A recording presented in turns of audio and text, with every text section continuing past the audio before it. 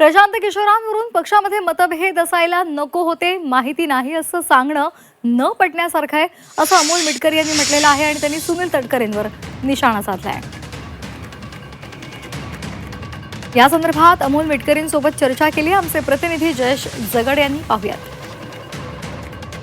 राष्ट्रवादी काँग्रेसच्या सल्लागार पदावर प्रशांत किशोर यांची नियुक्तीवर पक्षात मतभेद दिसून येत आहे। या विषयावर आपल्यासोबत चर्चा करण्यासाठी पक्षाचे माजी आमदार अमोल मिटकरी आहेत। प्रशांत किशोर यांनी देवगिरीवर राज्याच्या उपमुख्यमंत्री आणि आमच्या पक्षाच्या राष्ट्रीय अध्यक्ष सुनेत्रा वहिनींची भेट घेतली। त्यामध्ये खासदार पार्थदादा पवार पण होते आणि ऑनलाईन जयदादा पवार पण उपस्थित होते, पण स्वतः जयदादांनी उपस्थित नसल्याचं सांगितलं।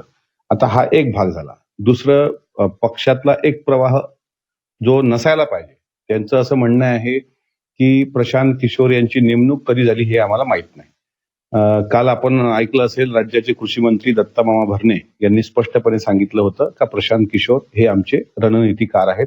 नवीन यांची जी काही पोटनिवडणूक लागली, कारण ते राष्ट्रीय अध्यक्ष झाल्यामुळे तिथे ते निवडून आले आणि निवडून आल्यानंतर सदिच्छा भेट घ्यायला ते देवगिरीवर आले आणि ते देवगिरीवर आल्यानंतर साहजिक आहे, एक रणनीतिकार आहेत, ते पूर्वी काँग्रेसचे कॅम्पेनिंग त्यांनी केलं। प्रशांत किशोर हे नावही मोठं आहे आणि मे महिन्यापासून ते पक्षाशी जुळलेले आहेत आणि पारदादा असतील, जयदादा असतील, सुनेत्रा वहिनी असतील, यांच्याशी त्यांचं सख्याचं नातं आहे। अगदी अजितदादा असताना पण ते आले आणि त्यांनी भेट घेतली।